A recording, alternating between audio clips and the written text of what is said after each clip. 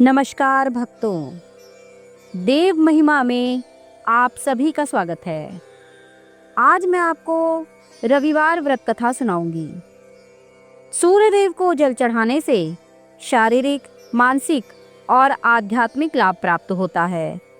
स्वास्थ्य में सुधार और आत्मविश्वास बढ़ता है। व्रत रखने से बिगड़े काम बनते हैं, धन धान्य की प्राप्ति होती है और कष्ट दूर होते हैं। व्रत कथा सुनने से भी सूर्य देव की कृपा प्राप्त होती है और जीवन सकारात्मकता की ओर बढ़ता है। सर्व मनोकामनाओं की पूर्ति हेतु रविवार अर्थात भगवान सूर्य का व्रत श्रेष्ठ है। इस व्रत की विधि के अनुसार प्रातःकाल स्नान आदि से निवृत्त हो स्वच्छ वस्त्र धारण करें। शांत चित्त होकर परमात्मा का स्मरण करें। भोजन एक समय से अधिक नहीं करना चाहिए।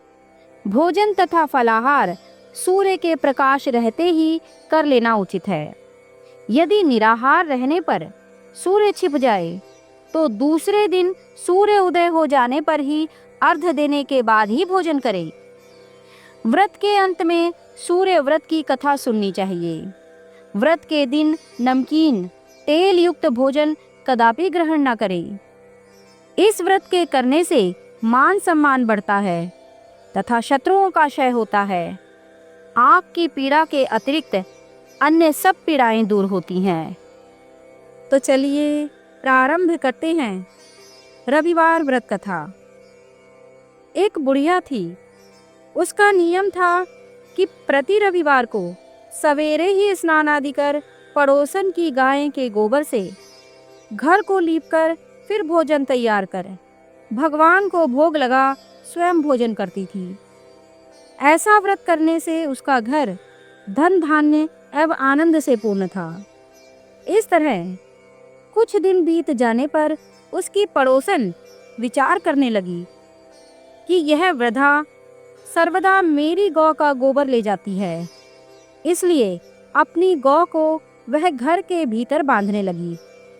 बुढ़िया को गोबर न मिलने से रविवार के दिन वह अपने घर को न लीप सकी, इसलिए उसने न तो भोजन बनाया और न भगवान को भोग लगाया तथा स्वयं भी उसने भोजन नहीं किया।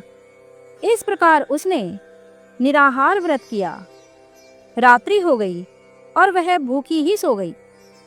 रात्रि में भगवान ने उसे स्वप्न में दर्शन दिए और भोजन न बनाने तथा भोग न लगाने का कारण पूछा। वृद्धा ने गोबर न मिलने का कारण सुनाया। तब भगवान ने कहा कि माता, हम तुमको ऐसी गौ देते हैं जिससे सभी इच्छाएं पूर्ण होती हैं, क्योंकि तुम हमेशा रविवार को गौ के गोबर से घर लीपकर भोजन बनाकर मेरा भोग लगाकर स्वयं भोजन करती हो। इससे मैं अति प्रसन्न होकर तुमको यह वरदान देता हूँ तथा अंत समय में मोक्ष देता हूँ। स्वप्न में ऐसा वरदान देकर भगवान तो अंतर्ध्यान हो गए। जब वृद्धा की आँख खुली तो वह देखती है कि आंगन में एक अति सुंदर गौ और उसका बछड़ा बंधा हुआ है। वह गौ और बछड़े को देखकर अत्यंत प्रसन्न हुई और उसको घर के बाहर बांध दिया, वहीं खाने का चारा डाल दिया। जब उसकी पड़ोसन ने बुढ़िया के घर के बाहर एक अति सुंदर गौ और बछड़े को देखा तो द्वेष के कारण उसका हृदय जल उठा तथा जब उसने देखा कि गौ ने सोने का गोबर किया है तो वह उस गौ का गोबर ले गई और अपनी गौ का गोबर उसकी जगह रख गई। वह नित्य प्रति ऐसा ही करती रही और सीधी साधी बुढ़िया को इसकी खबर नहीं होने दी। तब सर्वव्यापी ईश्वर ने सोचा कि चालाक पड़ोसन के कर्म से बुढ़िया ठगी जा रही है। भगवान ने संध्या के समय अपनी माया से बड़े जोर की आंधी चला दी। बुढ़िया ने अंधेरी के भय से अपनी गौ को घर के भीतर बांध दिया। प्रातःकाल उठकर जब वृद्धा ने देखा कि गौ ने सोने का गोबर दिया है तो उसके आश्चर्य की सीमा न रही और वह प्रतिदिन गौ को घर के भीतर ही बांधने लगी। उधर पड़ोसन ने देखा कि बुढ़िया गऊ को घर के भीतर ही बांधने लगी है और उसका सोने का गोबर उठाने का दांव नहीं चलता, तो वह ईर्ष्या से जल उठी और कुछ उपाय न देख उसने उस देश के राजा की सभा में जाकर कहा, महाराज, मेरे पड़ोस में एक वृद्धा के पास ऐसी गौ है जो आप जैसे राजाओं के योग्य है। वह नित्य सोने का गोबर देती है। आप उस सोने से प्रजा का पालन करिए। वह वृद्धा इतने सोने का क्या करेगी? राजा ने यह बात सुन अपने दूतों को वृद्धा के घर से गौ लाने की आज्ञा दी। वृद्धा प्रातः ईश्वर का भोग लगा भोजन ग्रहण करने ही जा रही थी कि राजा के कर्मचारी गौ खोल कर ले गए।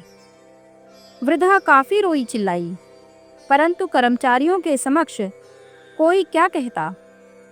उस दिन वृद्धा गौ के वियोग में भोजन न खा सकी और रात भर रो रो कर ईश्वर से गौ को पुनः पाने के लिए प्रार्थना करती रही।